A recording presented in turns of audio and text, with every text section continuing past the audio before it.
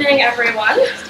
As Mr. Seavey just said, I did roller derby for my senior project. Now, I'm sure some of the parents and the adults in the audience have an idea of what that is from back in the day, but for those of you who don't know what it is, roller derby is essentially a sport played with two teams on roller skates around a track, either a flat track or banked. I played on a flat track, but the banked track is when it's on a slight inclination. Now, roller derby wasn't always like this. It's actually evolved greatly over time. It began as endurance races in the 1880s, and these were across country. They could last for days or weeks even. These continued up until the Great Depression, and people found these as a fun way to make money because cash prizes ended up being involved. So it was a fun and easy way for people to make money since they really needed that in that time. Then, after the Great Depression, a man named Leo Seltzer, who was actually a failed film producer, decided he wanted to make money off of these races.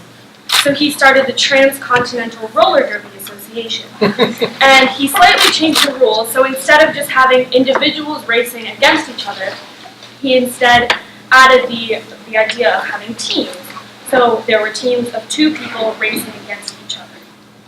Then, later on, someone gave him the great idea to add contact to the sport so that people would become more interested and want to watch, because we all know that that's what people like to watch.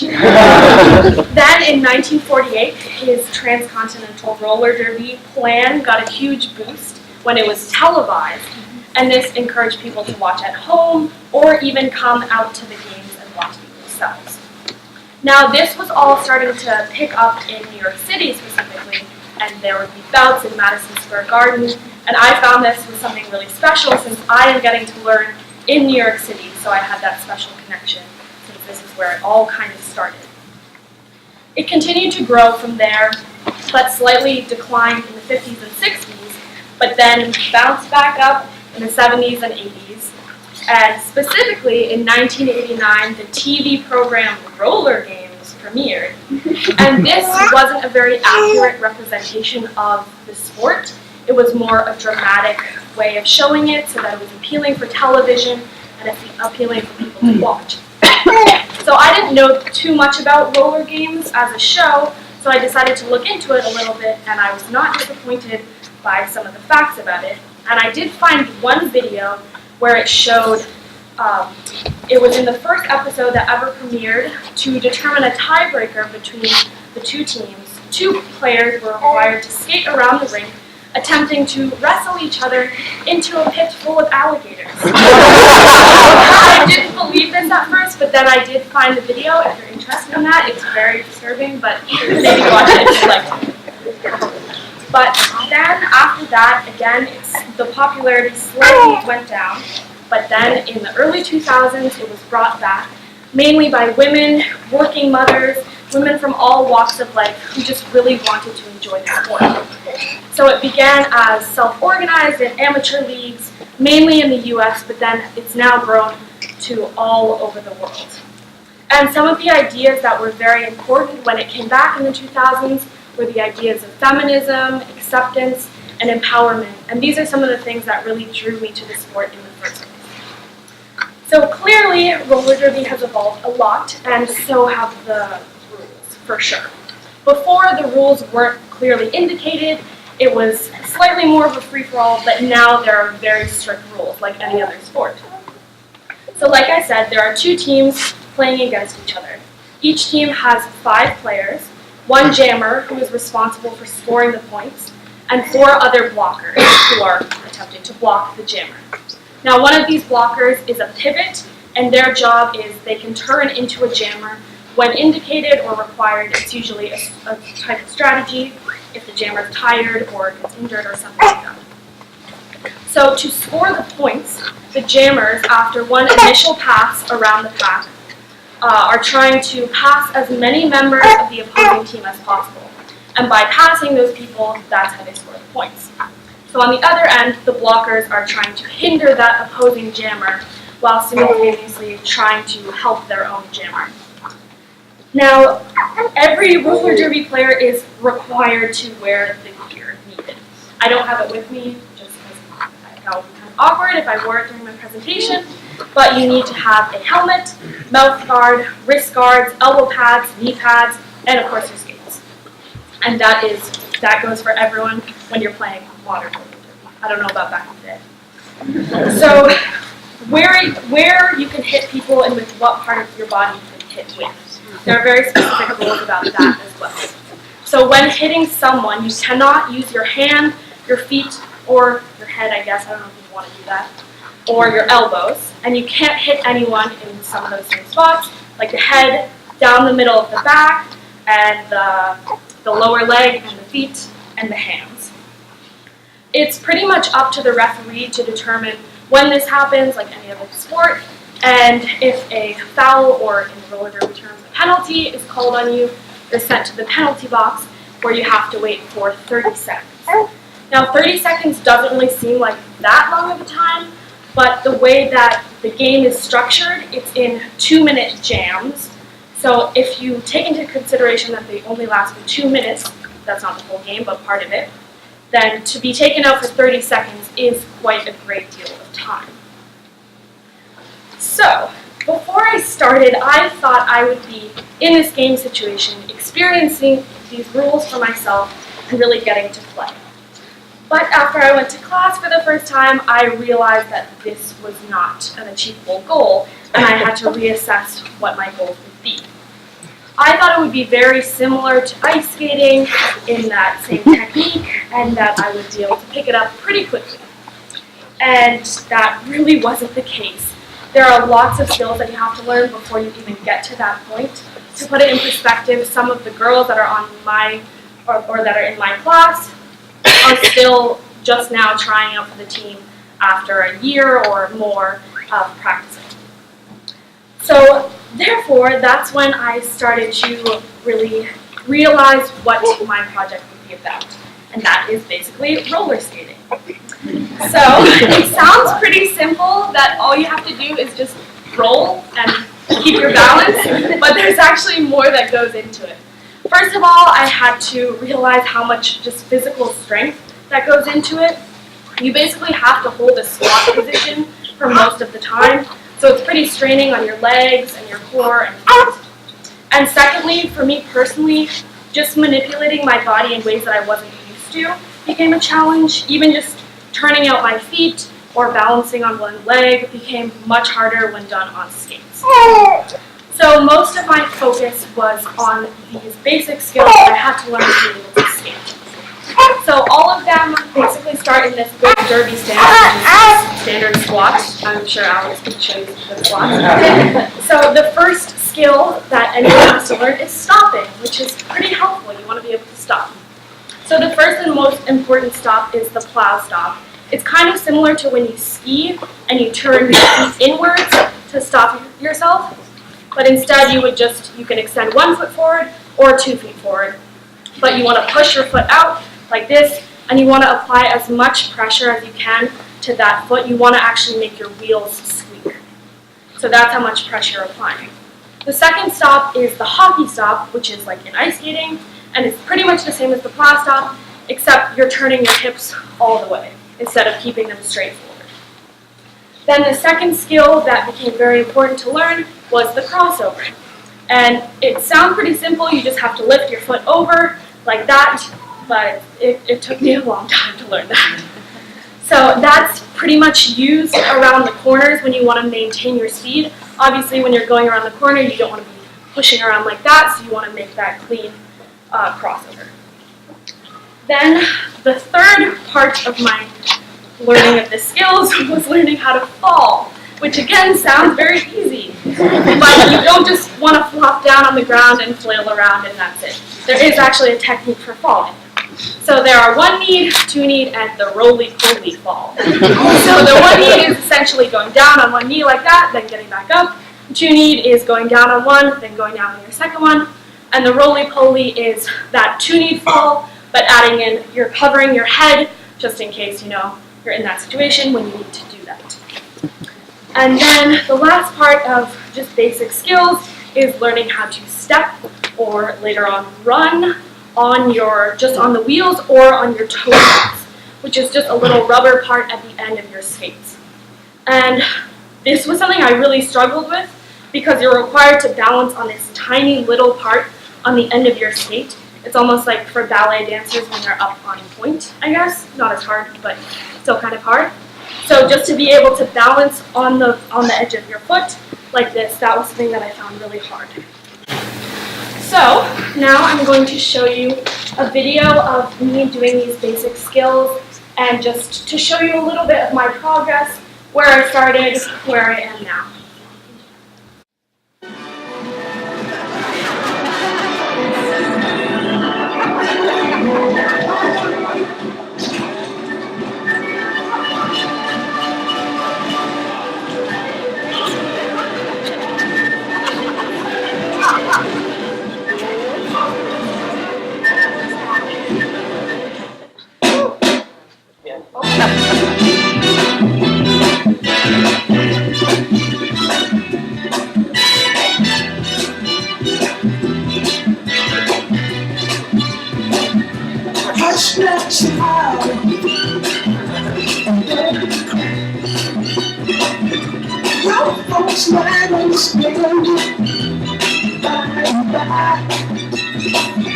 Just move on,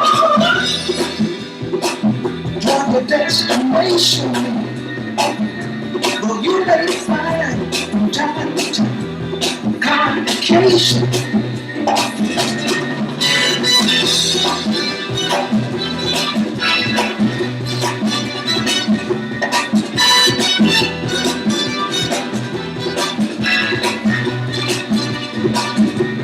Fight your luck and take the trip. Though there may be wet roads ahead and you cannot step, just move on. The peace of mind into the steeple, where there's only one kind. So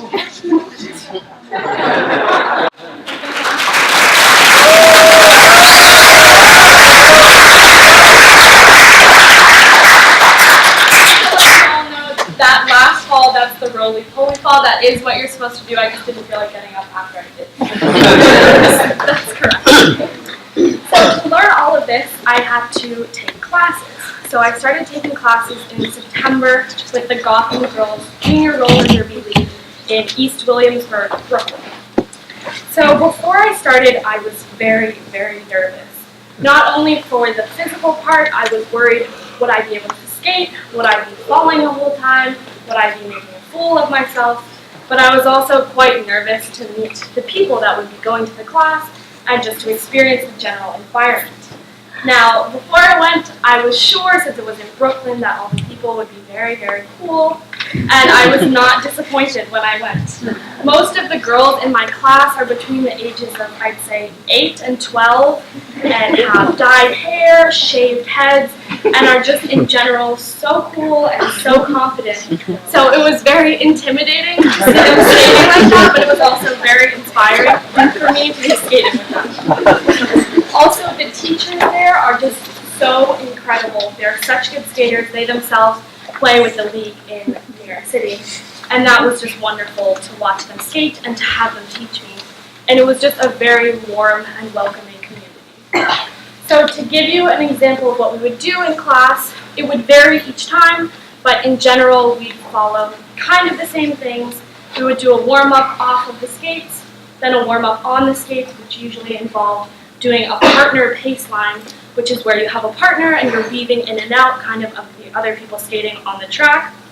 We would do speed skating, these basic skills, some contact, and of course we'd end with some fun games. So now I'm going to show you a video of what a typical class would look like. And just a little disclaimer before, this is shot on a GoPro. So if you're wondering where I am in the video, it's because I'm behind the camera so you can't see me. And also, my apologies if it makes anyone slightly dizzy.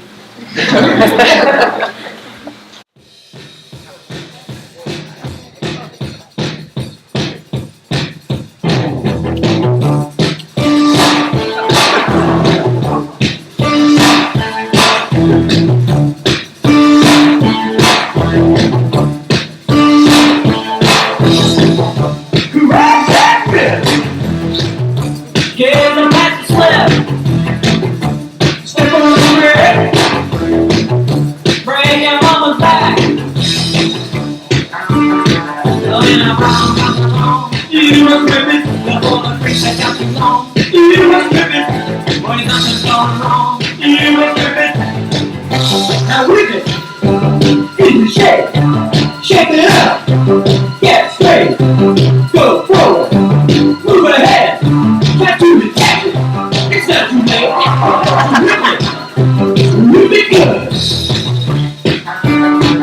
When a good time turns around, you must whip it. You will never let it down. Let you whip it. No one gets away until they whip it. I say whip it. Whip it good. I say whip it. Whip it good.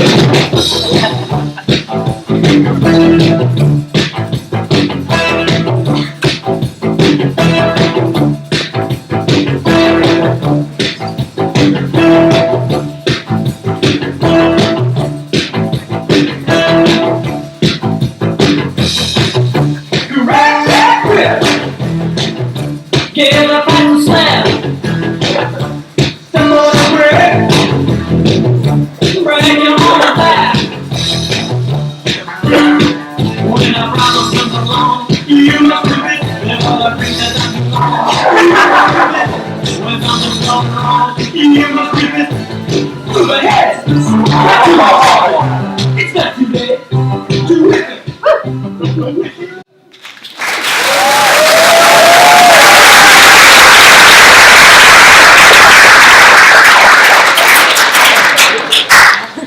A lot from this project. Not only did I learn how to skate and how to fall and get up and just how to stick with things in general. There were some days where I just really did not feel like going to class, so I had to learn how to just do that. But most importantly, I learned that the result isn't always better than the progress. And this is something personally that I find very hard. I kind of tend to see how I measure up to others, and I don't really like to do stuff that I don't know that I don't know that I'm already good at. So for me, that was one of the biggest challenges of doing this project. And the perfect example of this was one day when I was trying to do the crossover and I just couldn't do it, and I was struggling so much. And one of the little girls in my class was skating next to me, and I said to her, "How do I do this? I just can't do this." And she said to me, "Falling is knowledge." And I thought that was so simple, and it's something we hear so often, that we're supposed to learn from our mistakes. But I guess I really needed to hear that physically to be able to do that, because I realized that by being afraid of falling or whatever, that I was actually stopping myself from being able to learn.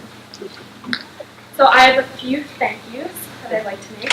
First of all, thank you to my mentor, Bella, and all the other teachers at Gotham Girls. They were so incredible, so helpful, and just so amazing.